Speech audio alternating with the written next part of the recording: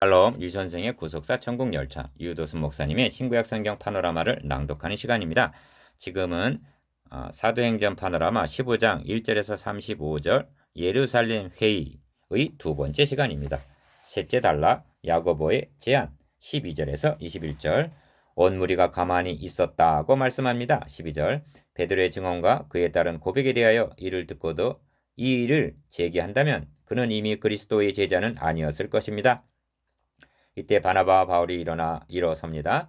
자기들로 말미암아 이방인 중에서 행하신 표적과 기사를 고하였다고 말씀합니다. 바울과 바나바는 4절에서 이미 하나님이 자기들과 함께 계셔 행하신 모든 일을 말한 바 있습니다. 그런데 이제 또 이렇게 말하면 베드로가 말한 바 하나님이 이방인들로 내 입에서 복음의 말씀을 들어 믿게 하시려고 오래전부터 너희 가운데서 나를 택하시고 한 7절 말씀과 연관이 있다 하겠습니다. 베드로를 택하시고 그의 입을 통하여 복음을 듣게 하시고 그리하여 고넬료의 가정을 구원하여 주신 하나님께서 자신들 바나바와 바울을 택하시고 자신들의 입을 통하여서도 역사하셨음을 고한 것이기 때문입니다. 하나님이 자기들로 말미암아 앞에서는 베드로로 말미암아 이방인 중에서 행하신 표적과 기사 고하는 것을 듣더니 합니다. 왜 표적과 기사를 고했습니까? 그것은 하나님께서 자신들과 함께 역사하심을 입증하기 위해서인 것입니다. 하나님도 표적과 기사들과 여러 가지 능력과 및 자기 뜻을 따라 성령에 나눠 주신 것으로서 저희와 함께 증거하셨느니라 이기 때문입니다. 히브리서 2장 4절. 그 다음으로 말한 사람은 회의의 의장격인 야고보였습니다. 이때 회의장에는 얼마쯤 긴장감이 감돌았을 것입니다. 왜냐하면 안디옥에 내려왔던 어떤 이들은 바로 야고보에게서 온 사람들이었기 때문입니다. 갈라디아서 2장 12절. 야고보는 무엇이라 말할 것인가? 야고보가 나선 것은 더 이상 변론할 필요를 느끼지 않았고 그렇다면 지체 없이 결론을 이끌어내어야 함을 깨달았기 때문일 것입니다. 형제들아 내 말을 들으라 이렇게 시작을 합니다. 베드로도 형제들아 하고 7절 불렀습니다. 한때 의견 차이와 그에 따른 변론이 있었다 하여도 우리는 한 형제들임에 분명한 것입니다.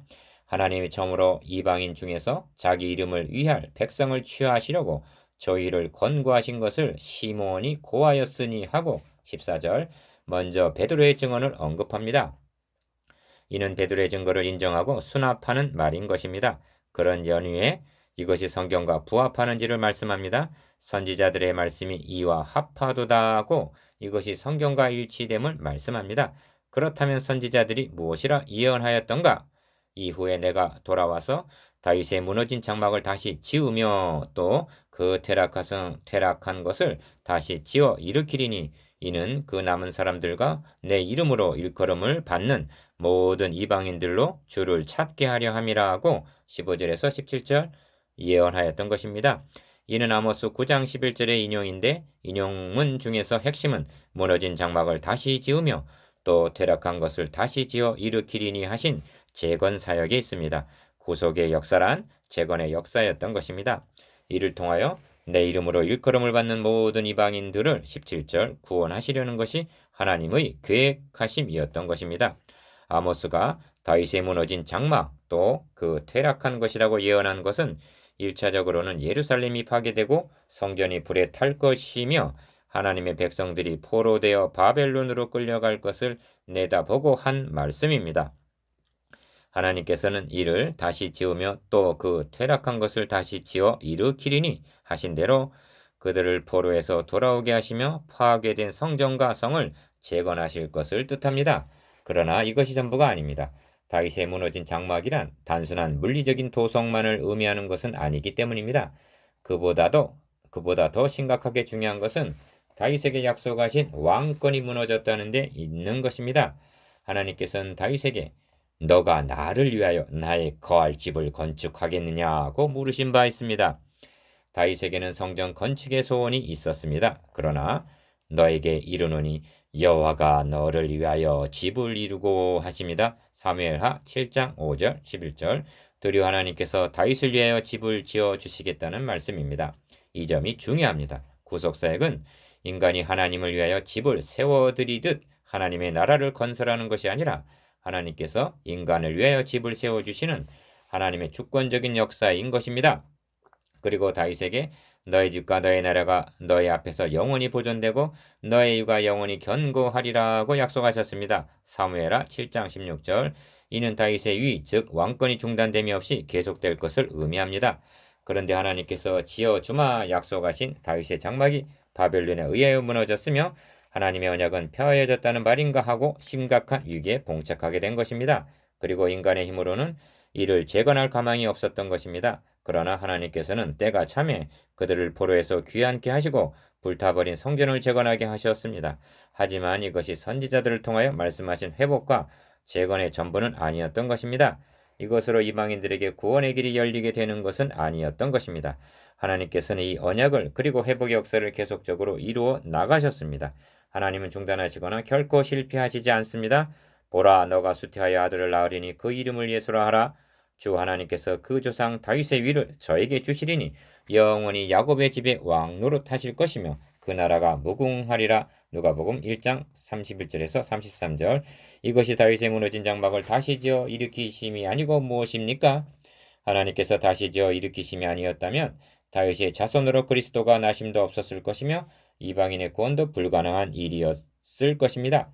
야고보는 이 예언의 말씀을 알고 있었으며 바로 해석하고 있는 것입니다. 우리는 더 나아가야만 합니다. 우리는 이 사람이 이스라엘을 구속할 자라고 바라노라 하고 누가복음 24장 21절 기대하였던 예수 그리스도가 너무나 무능력하리 많지 붙잡히고 끌려가 십자가에 달려 죽고 장사 지난바되고 만 것을 봅니다. 이것은 다윗의 장막이 무너진 또 한 번의 사건이었던 것입니다. 그러나 주님은 말씀합니다. 너희가 이 성전을 헐라 내가 사흘 동안에 일으키리라. 요한복음 2장 19절. 예수 그리스도께서 장사 지낸 지 사흘 만에 죽은 자 가운데서 다시 살아나심은 다윗의 무너진 장막을 다시 지으며 또 퇴락한 것을 다시 지어 일으키심이었던 것입니다. 원수 사단은 파괴하나 하나님은 다시 세우십니다. 어째 하나님은 다윗의 장막이 무너지는 것을 허용하셨습니까? 이는 아담으로 말미암아 무너진 하나님의 장막을 다시 세우시기 위해서였습니다. 그는 우리의 화평이신지라 둘로 하나를 만드사 중간에 막힌 담을 허시고 또 오셔서 먼데 있는 너에게 평안을 전하고 가까운 데 있는 자들에게 평안을 전하였으니 이는 저런 말미암아 우리 둘 유대인과 이방인이 한 성령 안에서 아버지께 나아감을 얻게 하려 하심이라. 에베소서 2장 14절에서 18절. 이렇게 하셔서 이방인들에게 구원의 문은 열리게 된 것입니다. 제자들은 물었습니다. 주께서 이스라엘을 회복하심이 이때이니까 때와 기한은 아버지께서 자기의 권한에 두셨으니 너희의 알 바 아니요 땅 끝까지 이르러 내 증인이 되리라. 사도행전 1장 6절에서 8절. 이는 우문 현답이었습니다. 명심해야 할 점은 주님께서는 제자들의 우문 이스라엘의 회복을 책망하시거나 부인하시지 않으셨다는 점입니다. 왜냐하면 주님께서는 영적 이스라엘을 회복, 다시 일으키심, 이스라엘을 회복하시러 오셨으며 또 완성시키기 위해서 다시 오실 것이기 때문입니다.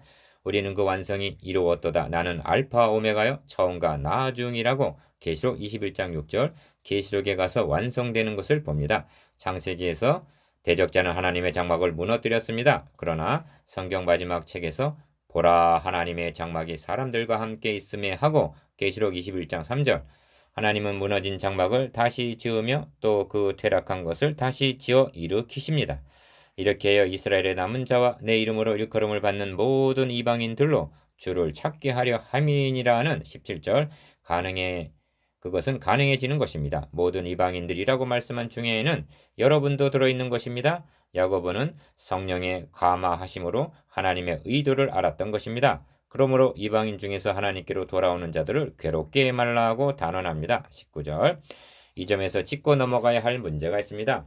야고보에게서 온 어떤 이들이 이르기 전에 게바가 이방인과 함께 먹다가 저희가 오매 그가 할례자들을 두려워하여 떠나 물러가매에서 갈라디아서 2장 12절 야고보에게서 왔다란 묘사입니다. 그렇다면 야고보는 무할례자들과 교제하는 것을 위법으로 여기고 있다는 말인가?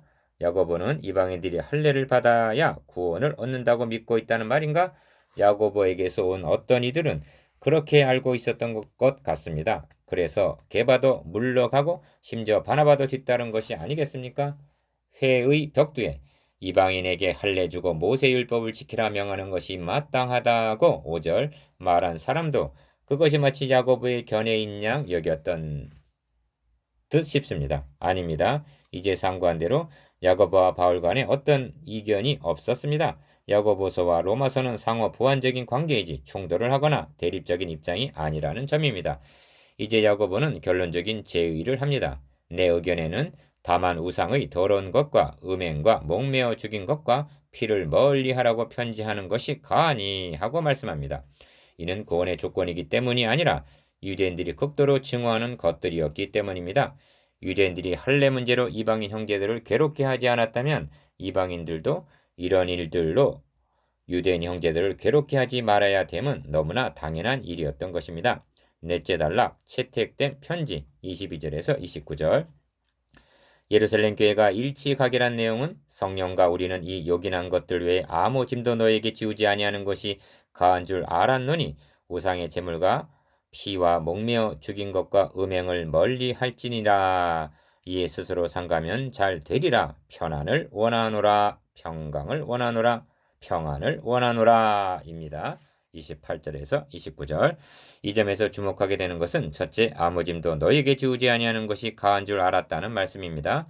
이는 구원에 필요한 모든 짐은 주님께서 다 담당하여 주셨기 때문에 사람이 추가적으로 져야 할 짐이 없음을 알았다는 것입니다. 둘째, 이에 스스로 상가하면 잘 되리라는 언급입니다. 이는 네 가지 금기사항인 우상의 제물과 피와 목매어 죽인 것과 음행이 스스로 상가라는 성결과 관계가 있다는 점입니다. 이 점에서 생각할 말씀이 레위기 11장입니다.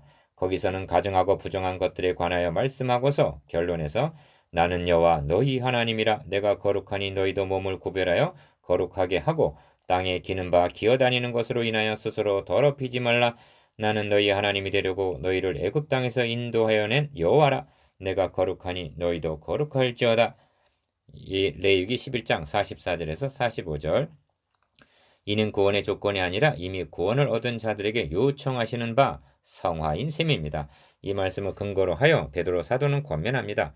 오직 너희를 부르신 거룩한 자처럼 너희도 모든 행실에 거룩한 자가 되라. 기록하였으되 내가 거룩하니 너희도 거룩할지어다 하셨느니라.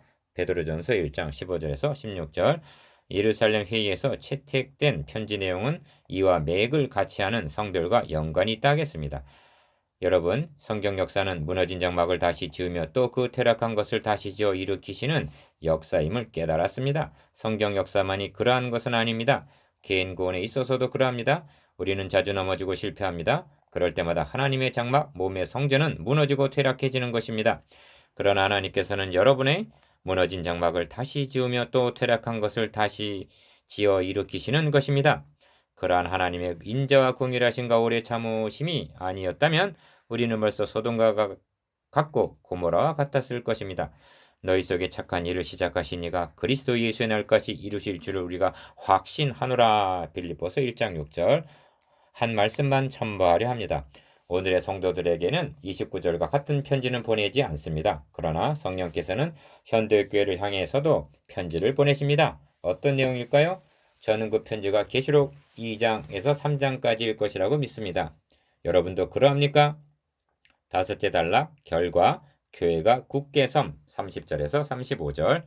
편지의 결과는 한마디로 교회가 더욱 굳게 세워졌다는 데 있습니다. 굳게라는 말이 본 단락에서 32절 에서뿐만이 아니라 41절과 16장 5절에도 나옵니다. 굳게 하다는 말이 평범하게 들릴 수도 있습니다만은 그렇지가 않습니다. 아이가 태어나는 것만으로 족한 것이 아니라 건강하게 자라야 하듯이 세워진 교회들이 굳게 세움받는다는 것은 대단히 중요한 것입니다. 한 구절만 인용해 보겠습니다. 잠깐 고난을 받은 너희를 친히 온전케 하시며 굳게 하시며 강하게 하시며 터를 견고케 하시리라. 베드로전서 5장 10절. 하나님의 교회란 흉악한 이리 공격과 너희 중에서도 어그러진 말을 하는 사람들이 일어날 줄을 아노니 한 대로 내우 외환의 직면에 있는 것입니다. 여러분이 속해 있는 교회는 굳게 서 있는 건강한 교회입니까? 저희가 작별하고 안디옥에 내려가 무리를 모은 후에 편지를 전하니 읽고 그 위로한 말을 기뻐하더라 합니다. 편지의 전달자들인 유다와 실라도 선지자라 여러 말로 형제를 권면하여 굳게 하였다고 말씀합니다. 30절에서 32절. 잠시나마 다툼과 의혹으로 인하여 괴로움을 당하던 안디옥 교회에 기쁨과 굳게함이 있었습니다. 이 점에서 우리는 신라를 기억해 두어야만 할 것입니다. 왜냐하면 그는 바울의 제2차 선교 여행의 동행자가 될 것이기 때문입니다.